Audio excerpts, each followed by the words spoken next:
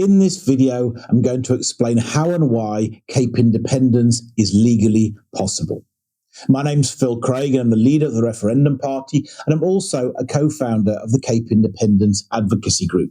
And there's been quite a lot of people in the media recently who are asserting that Cape independence simply isn't legally possible, and in this video, I'm going to show why they're wrong. Now, anybody who follows me on Twitter will know that I have a golden rule. If you state a fact, you must be prepared to reference it.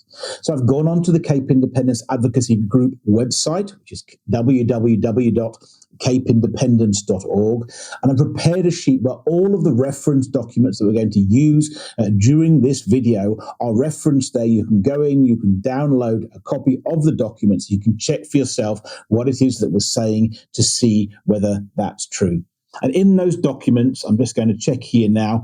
I've given a list of things there. You'll find the constitutions, the South African and the Western Cape constitutions.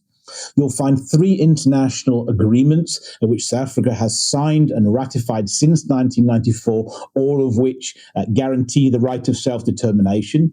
You'll find 2 key legal judgments, the Supreme Court of Canada's judgment on Quebec and the International Court of Justice's judgment or advisory opinion on Kosovo, both dealing with the matters of independence. You're going to find 2 United Nations reports to the General Assembly dealing with issues that are pertinent to self-determination, in many cases self-determination itself, and they're written by the independent expert that the United Nations appointed, a guy called Dr. Alfred Desires, and I've included with that an extra document that he wrote in 2017 between those 2 reports called The Law on Self-Determination Today, because many of the principles that are in those 2 reports are then simplified into that document. And I've included something called the Kirby Description, which is a UNESCO document defining who a people are for the basis of claiming the right of self-determination, which is a group right. Now, I'm going to make this video in 2 parts. I'm going to start by systematically working through the legal basis for Cape independence and providing, as I've said, the necessary references above the way, and the parts of the text that are relevant will come up on your screens as I talk. And then once I've set out the legal basis for Cape independence, I'll then discuss the main arguments that have been raised by people who claim that Cape independence isn't legally possible and explain why those arguments aren't correct. Okay, so before I get into the video as a whole, I'm just going to take a little bit of time to discuss a couple of the key principles that we're going to come across, because it'll help us then to understand what comes next a little better. And the first is to understand this relationship or the coexistence of constitutional law in South Africa and international law. And many of the people who are opposed to Cape independence take a very, very narrow definition of the law, and they contain themselves or confine themselves simply to the South African Constitution, claiming that it's the supreme law of the public. And of course, to a certain extent, they're right. And if we look at Section 2 of the Constitution, it says supremacy of the Constitution. This Constitution is the supreme law of the Republic. Law and conduct inconsistent with it is invalid, and the obligations imposed upon it, or imposed by it, must be fulfilled. So many people just stop there and they don't look any further than that. But I think it's important that we understand, well, what is a constitution? And a constitution is a contract between the people and the state. It's an agreement of what people are entitled to, what the rules are, and so on and so forth. And what just looking at constitutional law doesn't do is then imagine, well, what happens if a group of people in the state no longer want to be a part of that state? They don't want to be bound by those rules. They see their existence outside of that state, which of course is exactly the situation.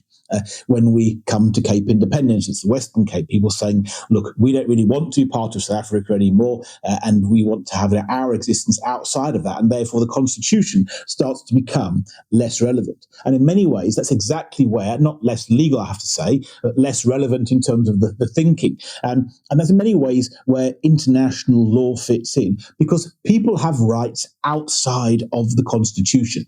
And when we start to look at Cape independence, or well, specifically Cape independence, then we have to start looking outside of the Constitution and say, okay, there may be aspects of the Constitution that might be problematic for Cape independence, but how do they then play it out in international law?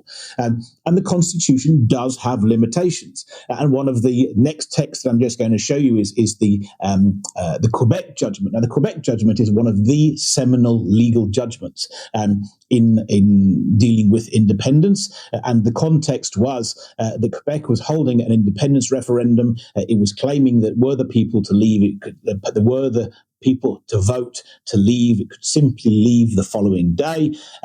And Canada was saying, no, hold on a sec, it's not quite that simple. And ultimately went to the Supreme Court of Canada, which invited in international experts from around the world, or friends of the court, and it considered these issues. And one of the key things that happened in there is a key paragraph that talked about, well, what happens after the people of Quebec vote to leave, or should the people of Quebec quote to leave. And one of the key sentences in there is it goes on to say that actually this would lead to a set of negotiations, and no position whatsoever would be predetermined in law. In other words, even though Canada is a constitutional democracy, even though this was a judgment of the Supreme Court of Canada that went on to say, look, in this situation, the law almost falls away. Now you have to sort of start and negotiate these principles between those two parties outside of the Canadian Constitution. And of course, it's exactly the situation that we would find ourselves in the Western Cape. Certain aspects of the Constitution will no longer be able to be applied in the same way once the people of the Western Cape have voted to secede from South Africa, and therefore this pure, simple reliance on the South African Constitution is not legally correct. That's not going to give you the answers that you're needing to find. Why does that happen? Well, first of all, there's this reality that South Africa cannot opt itself out of international law. International law applies to all countries. South Africa is subject to international law, and whether it puts it in its constitution or it doesn't, whether it chooses to like international law or not, it is subject to international law, and therefore the rules of international law apply to South Africa regardless of what the constitution says. But more than that, South Africa has actively opted in. It's opted in to international law, and we see that in several places in the Constitution. I'm just going to try and find the documents now so I don't quote them wrongly.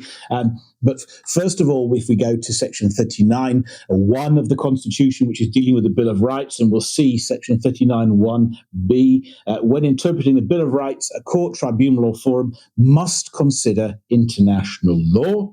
And then we can find it again in sections 231, 232, and 233, which is the section of the Constitution that deals with international law. And section 2312 says an international agreement binds the Republic only after it has been approved by resolution in both the National Assembly and the National Council of Provinces. Now, this is what ratification. Now, the three treaties that we've included, and we'll come across later, but they're in that pack of documents, guarantee the right of self-determination. South Africa has ratified all three. So therefore, this section here, let's read it back in the other way, 2312, an international agreement binds the Republic after it has been approved by resolution. So there we have it. Those international treaties are now law. They're binding law in South Africa. And then we see that further in 232, customary international law in the Republic is law in the Republic unless it's inconsistent with the Constitution or Act of Parliament. And 233, when interpreting any legislation, every court must prefer any reasonable interpretation of the legislation that is consistent with international law over any alternative interpretation that is inconsistent with international law. Now, I get 232 and 233 can be applied a number of different ways because they're context specific, but it's just important to understand that international law does apply in South Africa, and very specifically, those three treaties now effectively form part of constitutional. By extension, they are part of the South African Constitution. And we need to look at constitutional law and international law as almost two circles that intersect. People tend to look and say, well, one's more superior to the other. And of course, that just isn't really the case. We do have in constitutional law that the South African Constitution is supreme in South Africa, but it cannot opt out of international law. And at times, those two laws may come into conflict, and they're the issues that then have to be resolved. And we have international courts and so on that can deal with that if necessary. One of probably the key differences, and it's a significant difference, I have to say, is that constitutional law is easy to enforce within South Africa because it's an internal mechanism. You can use the South African court system, the South African justice system, the South African police system to enforce South African law, whereas international law now falls outside of South Africa and is much more difficult to enforce in many ways. This is why when often people look at international law, they say, well, actually, it's far more political than it is legal. And we can look in South Africa's own example at the downfall of apartheid. It wasn't international law that brought apartheid to an end. It was the politics of international law that eventually put so much pressure onto the South African dispensation, again, the pre-94 dispensation, that apartheid was come to an end. And then the next concept that we just want to look at now is the concept or the difference between territorial integrity and self-determination. And actually, there's an inherent competition between these. And let's look at that in the context of the Western Cape and South Africa. South Africa claims this right to territorial integrity. In other words, the Western Cape is part of South Africa and therefore it's subject to our law. The people of the Western Cape claim a right of self-determination and say, well, actually, we can do what we like. We want to determine our own destiny. And clearly, there's a conflict between those, particularly in the context of Cape independence, were the Western Cape people to want to leave South Africa. And the reality is that neither is supreme, but the balance of these two rights is changing over time, and that's very, very significant. So if we go back to the earliest 20th century, then the right to territorial integrity was much more significant than the right to self-determination, and Cape independence would have been much, much harder in that context. But over the course of the 20th century and now into the 21st century, the balance has shifted very, very heavily in favour of the right to self-determination, and therefore that is very, very significant when people want to say it's not possible because of territorial integrity of South Africa.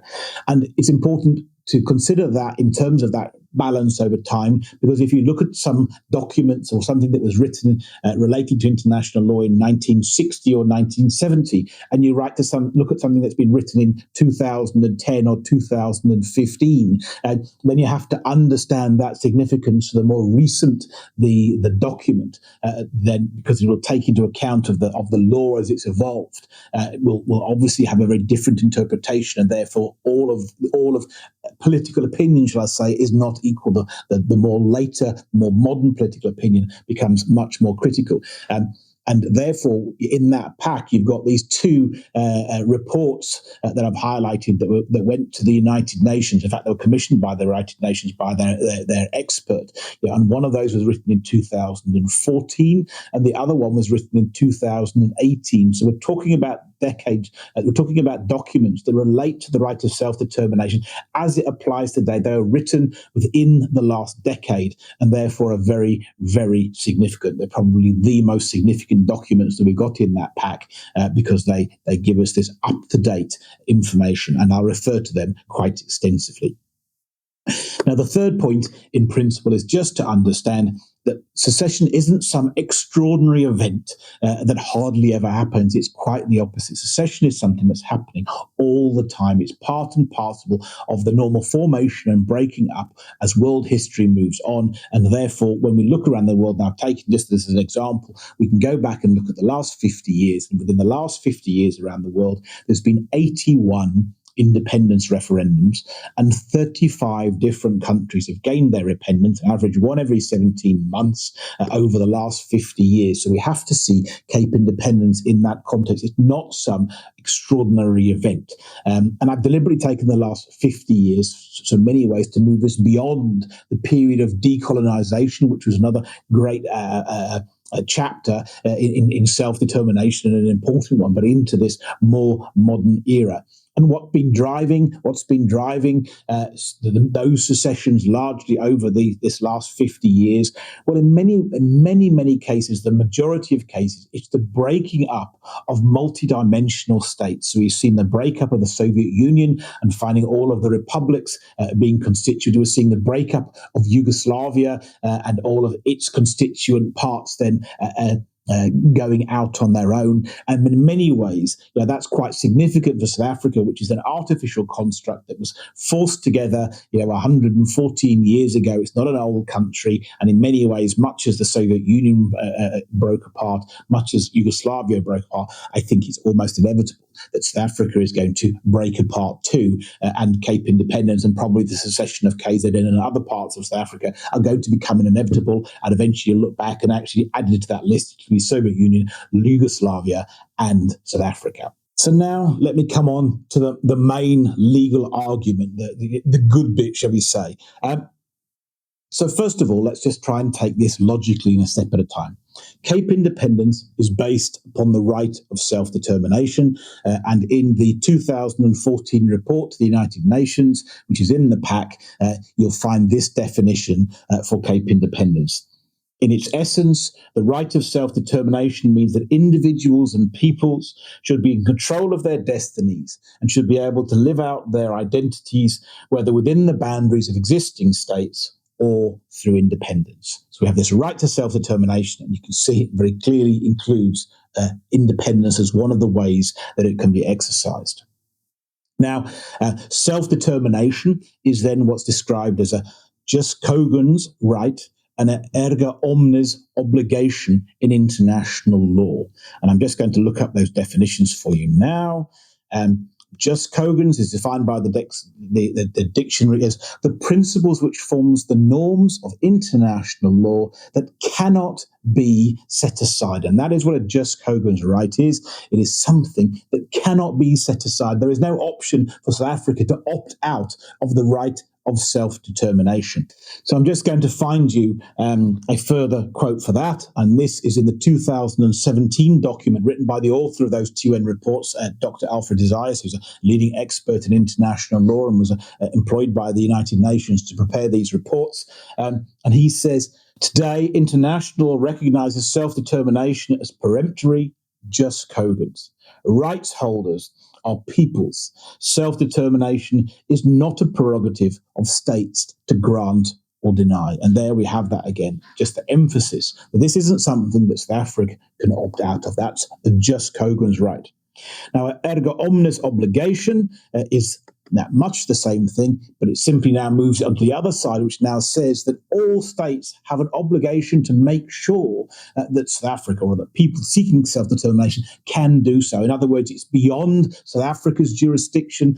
All countries have a right and obligation to make sure that South Africa honours the right of self-determination. And I'm going to find you that document next. And here we have it also in the 2014 report to the United Nations in Chapter 67 or Section 67. The implementation of self-determination is not exclusively within the domestic jurisdiction of the state concerned, but is a legitimate concern of the international community. So there we understand, first of all, I hope now that self-determination is not just a matter that sits within the South African Constitution. It sits in international law. South Africa has no right, but no option but to grant self-determination, and other states have a right to enforce it if South Africa refuses to do so. Now, who's entitled to a right to self-determination?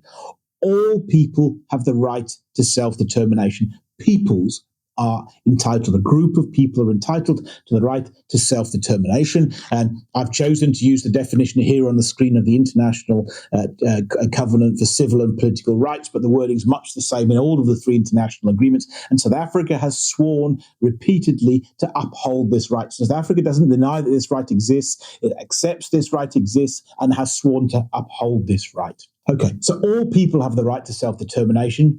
Well, what about the Western Cape people? And now we can move on to the Western Cape Constitution. Now, Of South Africa's 9 provinces, all of the provinces are entitled to write their own constitution, and only 2 have done so, KZN and the Western Cape. The KZN constitution didn't pass constitutional muster and sent back for amendments by the Constitutional Court and has never been amended. So now the Western Cape had its constitution approved by the Constitutional Court, and it has its own constitution. How does the Western Cape Constitution begin? In humble submission to Almighty God, we, the people of the Western Cape. There's absolutely no doubt whatsoever that a Western Cape people exist. There they are, formed in the Western Cape Constitution. All people have the right to come to self-determination. And therefore, there is absolutely no doubting whatsoever that the Western Cape people have a right to self-determination should they wish to exercise it. Now, does that right of the Western Cape people to self-determination extend to independence? Well, it certainly can. And we're going to go back now to that 2014 report to the United Nations, all in chapter 66, all manifestations of self-determination are on the table. From the full guarantee of cultural, linguistic, and religious rights, to various models of autonomy, to special status in a federal state, to secession and full independence, to unification of 2 state entities, to cross-border and regional cooperations. So without a shadow of doubt, Cape independence in this case, is a valid form of self-determination. Well, how then do we decide whether a people, in this case the Western Cape people, want Cape independence? And in this case, we're now going to go back to that 2017 document, the Law on Self-Determination Today, and we're going to go to the final paragraph. It says this: self-determination could be exercised as internal self-determination in the form of federalism with a high degree of autonomy, or in the form of external self-determination through secession. A democratic choice through a referendum is the preferred way to implement this right, which is so essential to sustainable peace. And the way that we establish whether people want Cape independence, of course, a referendum, which is why the referendum party exists and why there's such a focus on holding a referendum in the Western Cape. That moves on to the next point. Well, what happens about the state? And many people talk about South Africa saying, well, look, they're never going to agree to this. So here we're going to now go to the International Court of Justice's judgment in 2010, which deals with, or advisory opinion, I should say, which deals with Kosovo, who wanted to leave Serbia without Serbia's consent. So in that situation, Serbia wanted to say, well, Kosovo cannot go. We don't give it our permission. Kosovo said it was going anyway, and of course it declared itself independent and it left, and it is now an independent state. But what did the International Court of Justice say? Well, in section 79, it says this: 18th, 19th, and early 20th century, there were numerous instances of declarations of independence, often strenuously opposed by the state from which independence was being declared. Sometimes a declaration resulted in the creation of a new state, at others it did not. In no case, however, does the practice of states as a whole suggest that the act of promulgating the declaration was regarded as contrary to international law. On the contrary, state practice during this period points clearly to the conclusion that international law contained no prohibition of declarations of independence. Now, what's the significance here? Well, there's a great significance here. The Western Cape does not need South Africa's permission to secede. It's absolutely clear the Western Cape has a right to declare itself, or can declare itself, independent. That is not contrary to international law and state practice. That's what's actually happened in history. Well, in very, very many cases, countries have got their independence despite the parent state strenuously opposing their independence. And that is absolutely critical to understand Cape independence. The Western Cape, in the final reckoning, does not need South Africa's permission for independence. So just going to move on to the last couple of points in the argument for Cape independence, shall we say. The next point is to say is that where a secession is disputed, so let's imagine this situation where South Africa says, no, you're not leaving, the Western Cape says, yes, we are. How is that determined? Well, ultimately, it's not determined by the Constitutional Court. It's not determined by the National Assembly. Ultimately, it is determined by the process of international recognition. If the Western Cape chooses to declare itself independent, South Africa says, you're not independent. Then how other states act in relation. In other words, do they continue to recognise South Africa's sovereignty over the Western Cape, or do they accept the Western Cape's sovereignty over itself? And which of those countries does it deal with regarding that territory? And we can get some hint of this. It's not a direct quote, but it probably is useful in just giving us some reference point for here. And here we're going to go to that 2018 report. And we're going to look on page 6. Statehood depends on 4 criteria: population, territory, government, and the ability to enter into relations with other countries.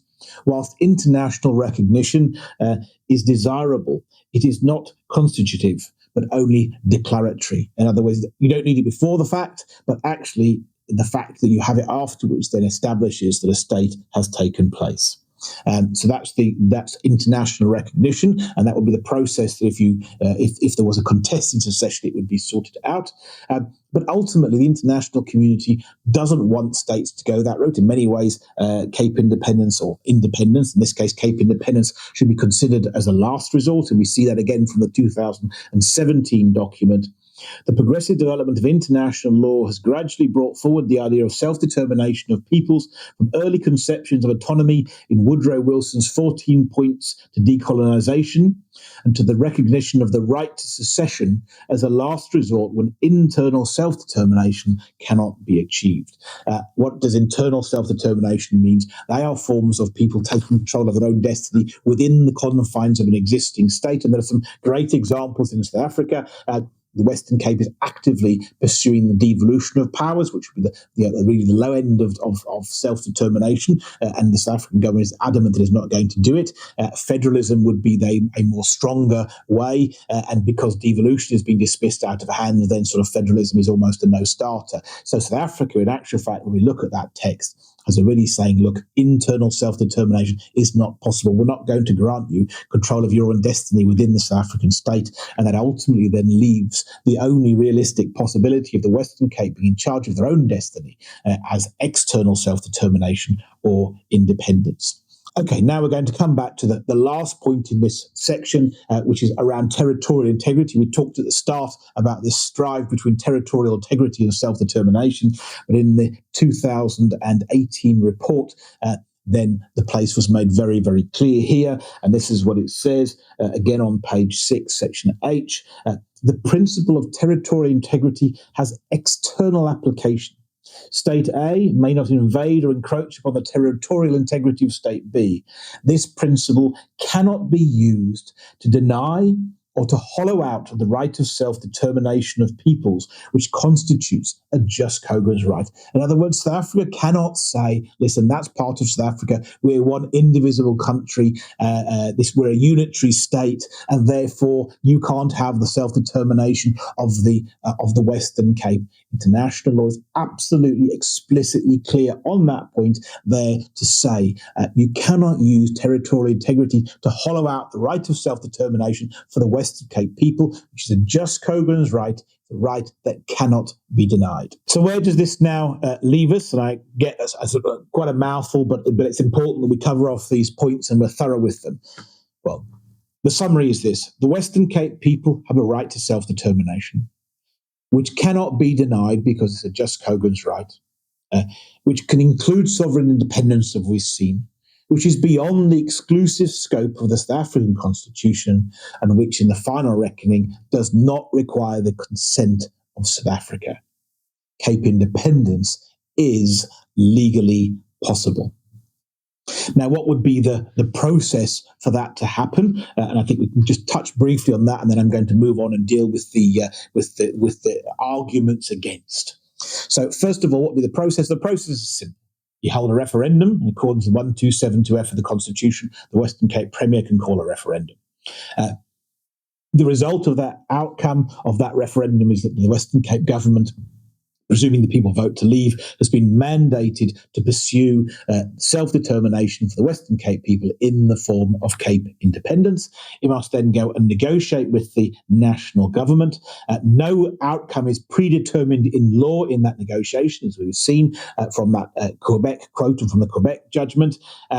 And in the event that South Africa simply refuses to negotiate, then the Western Cape can declare itself independent without South Africa's consent, and then ultimately international recognition would be the final factor. Were other states then to recognise the Western Cape and accept its independence, the Western Cape would have become an independent country without South Africa's consent. Obviously, the much more preferable solution for everybody, South Africa included, is that after that independence referendum has been held, that a negotiated solution is found, which basically takes everybody's interests into account. And that's actually what we expect to happen, and certainly what we're pursuing as the referendum party and the Cape Independence Advocacy Group. Now let's move on to the arguments that people are making against Cape independence to say that it's not legally possible. So the first one I'm going to deal with is a technical argument, and this one was put forward by Professor C.C. Walsh, but he's by no means the only person to put forward this argument. And that is that the right to self-determination. So what Professor Walsh does is he concedes that there is a right to self-determination to all people. He concedes that that applies within South Africa. But what he says is that actually that right is limited to decolonisation. And we talked earlier about the progress of time in terms of how the right to self-determination is developed. And what Professor Walsh wants to do is apply a 1960s application in 2024, and that's not the case. But how do we know that? Well, we can go to this 2017 document, the law on self-determination today, and it's dealt with pretty emphatically. What it says in that document, I'll put it on the screen for you now. Some antiquated writings on international law sought to freeze the progressive development of international law, contending that self-determination applied only to decolonisation. Whoever is aware of the historical developments of the norm will shake his head because the law is a living thing. And then there's a section, like we're just going to skip past because it's not particularly relevant to here, but it carries on. What has followed is the steady development towards letting people decide on their futures by way of plebiscite or referendum. It's absolutely crystal clear, so we can put that one to bed. The right to self-determination does not only apply to colonized people. We can find other references to this too, but it's absolutely clear that it applies to all people. Now, the second one we come back to, we have dealt with this, but let's quickly deal with it again, is territorial integrity. And again, this was one that Professor Walsh was keen on, and he was quoting Section 1 of the Constitution, we're one country. And I just read it a moment ago, but let's just work again. The principle of territorial integrity has external application. This principle cannot be used to deny or hollow out the right to self-determination. So clearly, that whole notion of we're one state does not apply. You cannot use that principle to deny people the right of self-determination. Then we have the fact that, and I think we dealt with this at the start, that the Constitution has this final authority. We've covered now how self-determination is a just cogens right. There's erga obligations on other states.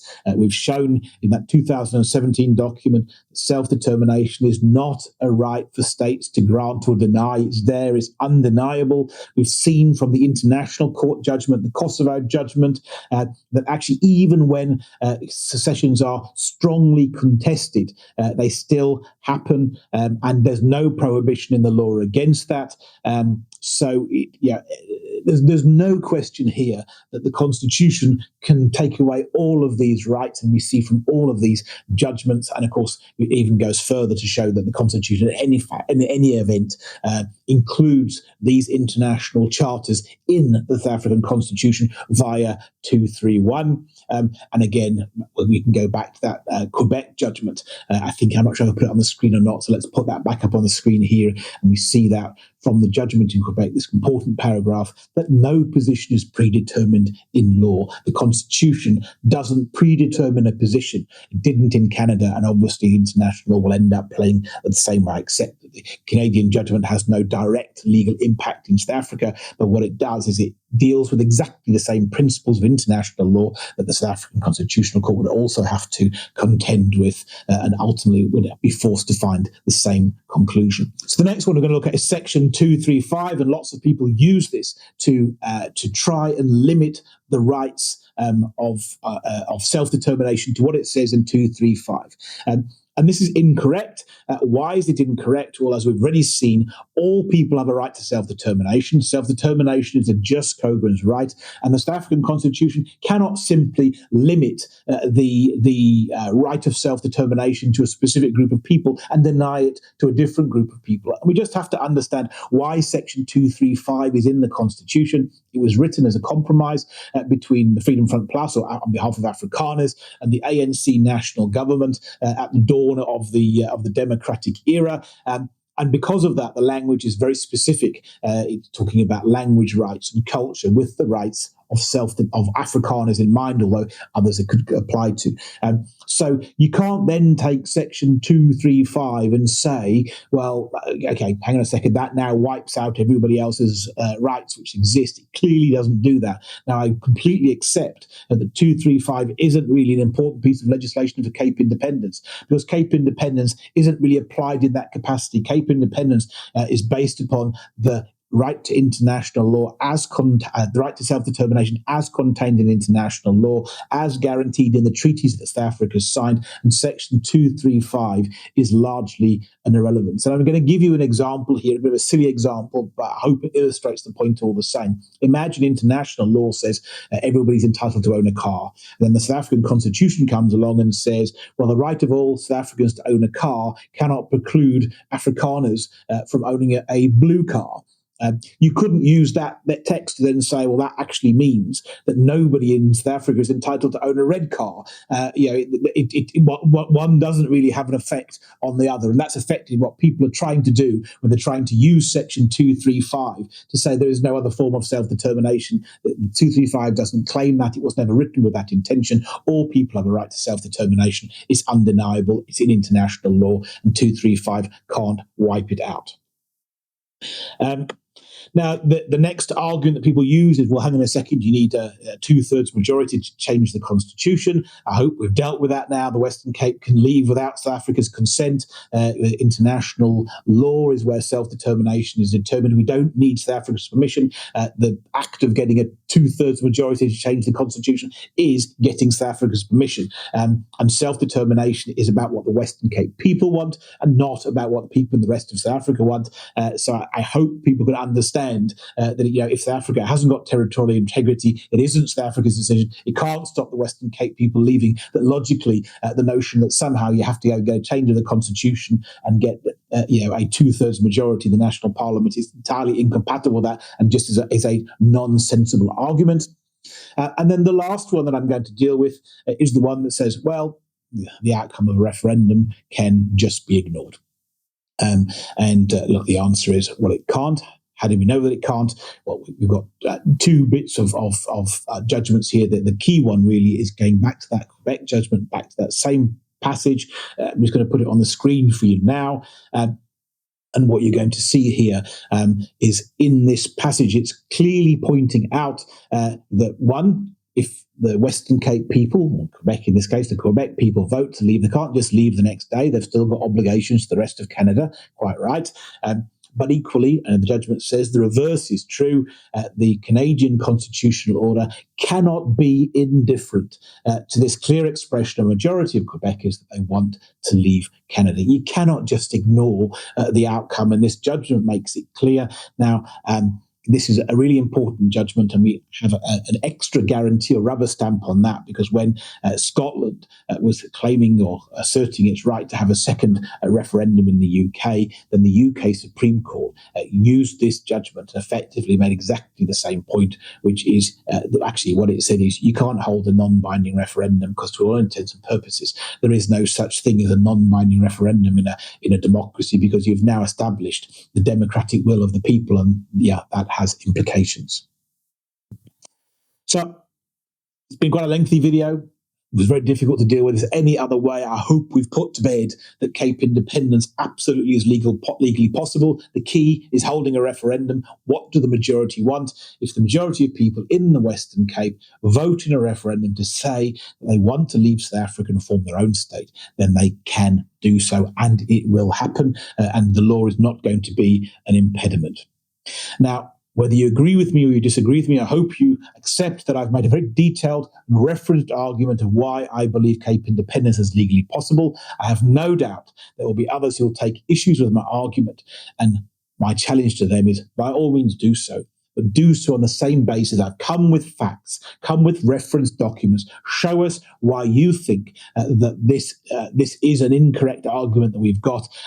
Because we're now talking about complex legal issues and just stating opinions without then referencing and providing authoritative sources to back that up, and particularly state practice, things that have actually happened, then really the argument isn't worth contemplating. And from Cape independence, what do we point? We point to international law, we point to court judgments of other cases, and we point to actual states that have got their independence without the permission of the parent state, and actually are there and you can go and see, and they exist, and lots of them too. So I hope you enjoyed this video. Thank you very much, and I look forward to receiving your various bits of feedback.